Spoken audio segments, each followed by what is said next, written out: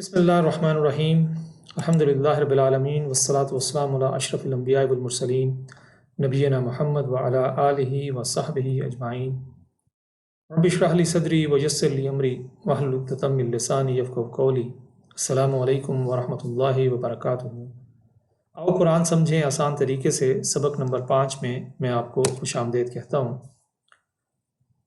آج اس سبق میں ہم اذان کا ترجمہ سیکھیں گے اور اس کے بعد انشاءاللہ گرامر جس میں حرف جر سیکھیں گے۔ آج کے سبق کے اختتام پر آپ 57 ایسے الفاظ سیکھ چکے ہوں گے جو قرآن میں 19,471 بار آئے ہیں۔ تو آئیے شروع کرتے ہیں اذان سے۔ اللہ اکبر اللہ اکبر۔ اکبر کا مطلب ہے سب سے بڑا۔ اکبر کا مطلب ہے سب سے بڑا، اور یہ سپرلیٹو ڈگری ہے۔ دیکھیے، کبیر کا مطلب ہے بڑا، تو سپرلیٹو ڈگری میں اکبر سب سے بڑا۔ جیسے ہمارے پاس ایک لفظ ہے صغیر، صغیر کا مطلب ہے چھوٹا، اصغر سب سے چھوٹا۔ کثیر، کثیر جو ہے وہ زیادہ، اکثر بہت زیادہ۔ تو جب مؤذن، اور یاد رکھیے کہ یہ اللہ اکبر کے الفاظ جو ہیں یہ شروع میں 4 مرتبہ آئے ہیں ایک ساتھ، اور کل ملا کے دیکھا جائے تو 6 مرتبہ آیا ہے کہ اللہ اکبر اللہ اکبر۔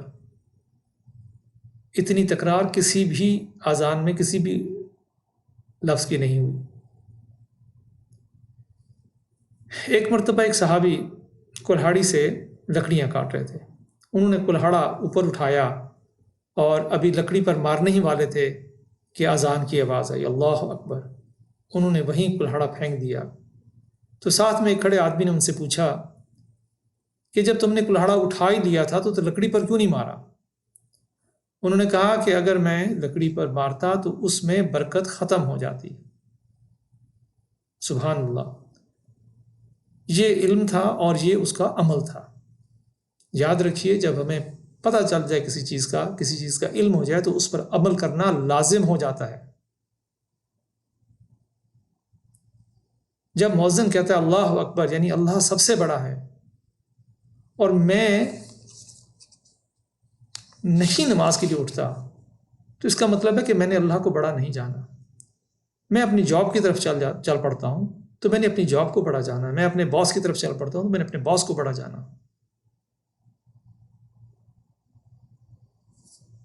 تو یاد رکھیے، جب مؤذن اللہ اکبر کہتا ہے تو یو ریئلی مین اٹ، کہ واقعی میں اللہ سب سے بڑا ہے۔ فجر کی اذان ہوتی ہے اور میں سوتا رہتا ہوں، ظہر کی اذان ہوتی ہے میں بیٹھا رہتا ہوں، تو اس کا مطلب ہے کہ میں نے اللہ کو بڑا نہیں جانا، میں نے اس کی بات نہیں سنی، میں نے اپنے نفس کی بات سنی اور میں نے اپنے نفس کو بڑا جانا ہے۔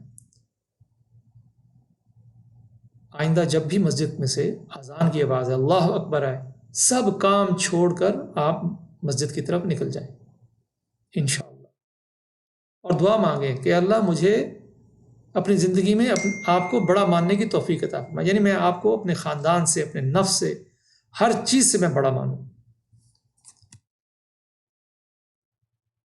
اس کے بعد مؤذن کہتا ہے اشہد ان لا الہ الا اللہ۔ اشہد، میں گواہی دیتا ہوں، اشہد میں گواہی دیتا ہوں، ان کے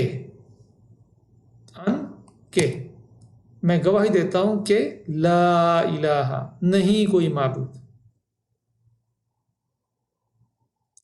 لا کا مطلب ہے نہیں، الہ کا مطلب ہے معبود۔ لا الہ، نہیں کوئی معبود۔ اور نہیں کے لیے عربی میں 4 الفاظ ہیں، اور وہ 4 الفاظ اسکرین پر لکھے ہوئے ہیں۔ تو لا کا مطلب ہے نہیں، الہ کا مطلب ہے معبود، اور الہ کی جمع جو ہے وہ آلہات ہے۔ الا اللہ، الا کا مطلب ہے سوائے، بھائی الا تو ہم اردو میں بھی استعمال کرتے ہیں، الا یہ کہ، تو الا کا مطلب ہے سوائے، الا اللہ سوائے اللہ کے، یعنی اشہد ان لا الہ الا اللہ، میں گواہی دیتا ہوں کہ نہیں ہے کوئی معبود اللہ کے سوا۔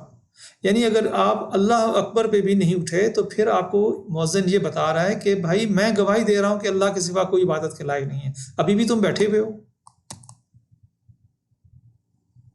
تو یاد رکھیے کہ الہ کے 3 معنی ہیں۔ الہ کا مطلب ہے کہ جس کی پوجا کی جائے، جس کی پرستش کی جائے، جس کا حکم مانا جائے، جس کی اطاعت کی جائے، اور الہ وہ ہے جو آپ کی ضرورتوں کو پورا کرنے والا ہے۔ ان تینوں معنی میں اللہ کے سوا کوئی الہ نہیں ہے۔ اگر آپ نماز کے لیے نہیں اٹھے اور آپ اپنی جاب پہ بیٹھے رہے ہو، آپ اپنے کام پر بیٹھے رہے ہو، تو اس کا مطلب ہے کہ آپ سمجھتے ہو کہ آپ کی ضرورتوں کو پورا کرنے والی یہ جاب ہے، اللہ نہیں ہے۔ تو یہاں پر آپ نے الہ کے معنی کی نفی کر دی۔ ہمارے پیارے پاکستان میں اس چیز کا بالکل خیال نہیں رکھا جاتا کہ اپنے فنکشنز اور اپنے کام نماز کے وقتوں میں نہ رکھے جائیں۔ ہم ایسا ٹائم دیتے ہیں کہ نماز کا ٹائم اس میں آ رہا ہوتا ہے اور ہم سارے جو ہے اپنے فنکشن میں بیٹھے ہوتے ہیں۔ تو یاد رکھیے، اس چیز کا احساس کیجئے اور آئندہ ایسے فنکشن ایسے ٹائم پہ رکھیں جس میں نماز کا وقت نہ آئے، اور اگر آ جائے تو پھر آپ اٹھیے اور نماز کے لیے جائیے، نماز پڑھیے اور پھر واپس آئیے۔ ہمارے پاس کوئی گنجائش نہیں ہے۔ اشہد کا مطلب ہے میں گواہی دیتا ہوں۔ انا کا مطلب ہے کہ، یاد رکھیے ان کا مطلب بھی کہ ہے اور انا کا مطلب بھی کہ ہے، یہ دونوں کے ایک ہی معنی ہے۔ دیکھیے یہاں پر ان کا مطلب ہے کہ، انا کا مطلب ہے کہ، یعنی اور مثال کیا ہے ان کی؟ اشہد ان لا الہ الا اللہ، میں گواہی دیتا ہوں کہ نہیں کوئی معبود سوائے اللہ، اور انا اشہد ان محمد الرسول اللہ، میں گواہی دیتا ہوں کہ محمد اللہ کے رسول ہے۔ تو ان اور انا کے معنی جو ہے کہ ہیں۔ ایک ہے ہمارے پاس لفظ ان، یہ بھی اسی سے ملتا جلتا ہے۔ ان کا مطلب ہے اگر، اور مثال ہے اس کی انشاءاللہ، اگر چاہا اللہ نے۔ اور ایک اور لفظ ہے ہمارے پاس انا کا مطلب ہے بے شک، انا کا مطلب ہے بے شک، ان اللہ مع الصابرین، یہ اس کی مثال ہے یاد رکھنے کے لیے، بے شک اللہ ساتھ ہے صبر کرنے والوں کے۔ تو یہ 4 الفاظ بہت اہم ہیں، ان کو یاد رکھیے، ان کے معنی کو یاد رکھیے، اور یہ قرآن میں 3155 مرتبہ آئے ہیں۔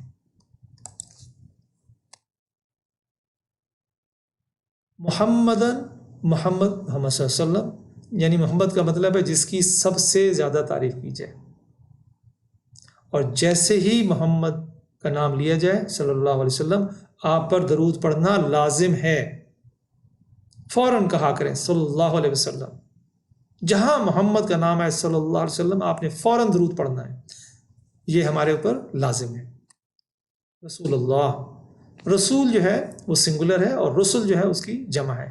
دیکھیے یہ اس اصول کے خلاف ہے جو ہم نے سیکھا ہے، یعنی مسلم، مسلمون، مسلمین، اون اور این جس کے آخر پہ آئے اس کو ہم جمع سالم کہتے ہیں، اور جو جمع اون اور این کے بغیر آئے اس کو ہم جمع مکسر کہتے ہیں، بروکن پلورل۔ تو یہ رسول جو ہے اس کی جمع مکسر ہے، یعنی رسل، اور بروکن اس لیے کہتے ہیں کہ جو اصول ہے اون اور این کا اس کو توڑ دیتی ہے، تو اس لیے اس کو بروکن پلورل کہتے ہیں۔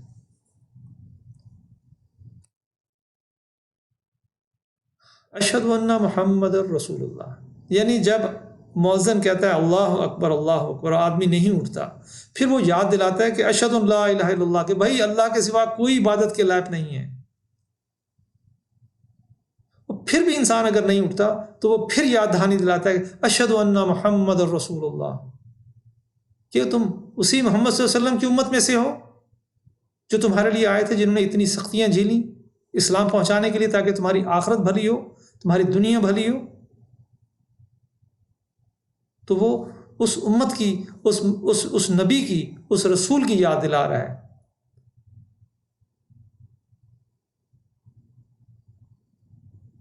تو ہمیں گواہی دینی چاہیے کہ میں آپ صلی اللہ علیہ وسلم کی لائی ہوئی تعلیمات پر بلا چون چرا اس کو مانتا ہوں اور اس پر عمل کروں گا، اور آپ صلی اللہ علیہ وسلم کی سنت کو حق کو باطل کی کسوٹی مانتا ہوں۔ ایک مرتبہ آپ صلی اللہ علیہ وسلم نے ایک صحابی کو یمن کی طرف بھیجا اور کہا کہ جب جانے لگے تو پوچھا کہ فیصلے کیسے کرو گے؟ انہوں نے کہا قرآن سے فیصلے کروں گا۔ انہوں نے کہا اگر قرآن میں وہ بات نہ ملے، انہوں نے کہا آپ کی سنت سے میں فیصلے کرنے کی کوشش کروں گا۔ انہوں نے کہا اگر میری سنت سے بھی نہ ملے، انہوں نے کہا پھر قرآن اور سنت کی روشنی میں ہم اجتہاد کریں گے۔ تو یاد رکھیے کہ ہمیں آپ صلی اللہ علیہ وسلم کی سنت کو حق اور باطل کی کسوٹی ماننا ہے، قرآن کو حق و باطل کی کسوٹی ماننا ہے۔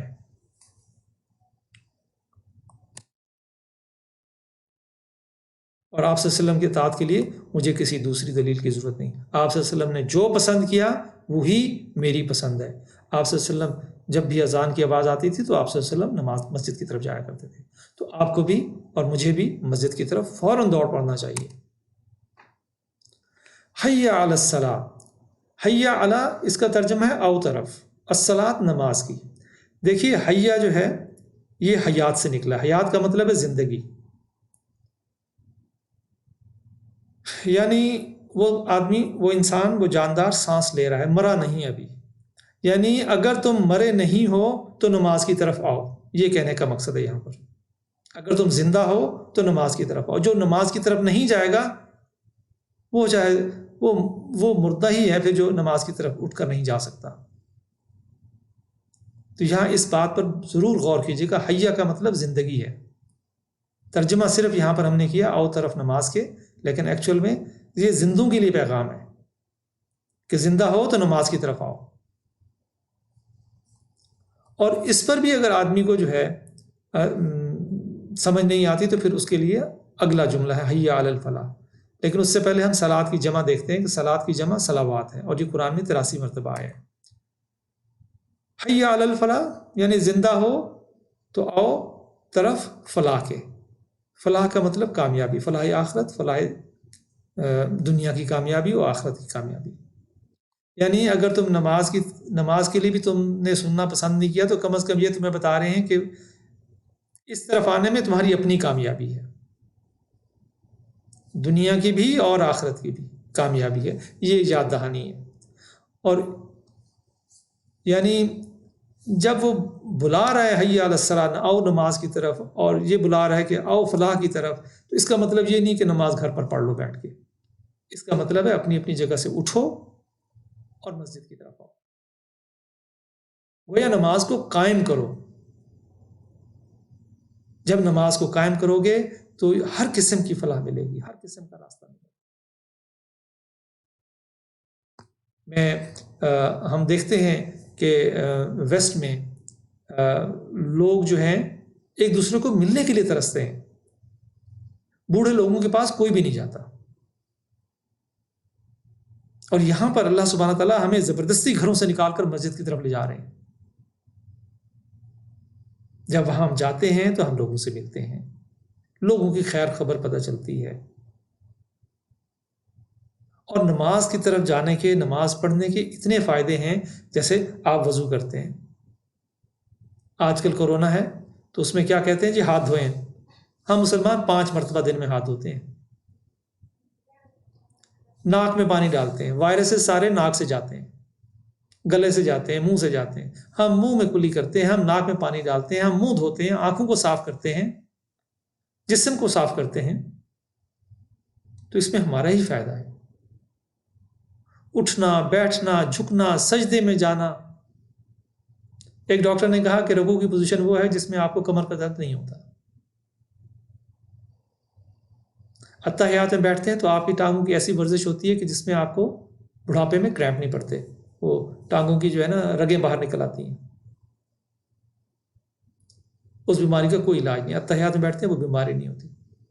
کس بات کا ہم شکر ادا کریں اللہ سبحانہ تعالیٰ کا کہ نماز کے اندر بھی ہم اسی کی عبادت کریں، اور بھلا ہمارا اپنا ہی ہے اس میں۔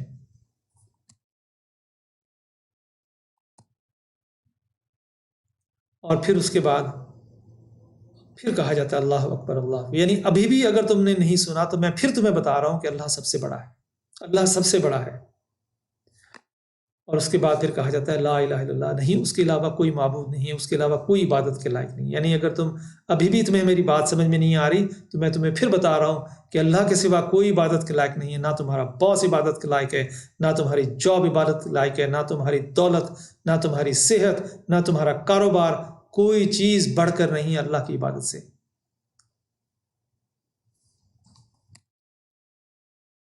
آئیے اب ہم بریک لیتے ہیں، انشاءاللہ اس کے بعد ہم تھوڑی دیر بعد ہم گرامر پڑھیں گے۔ السلام علیکم۔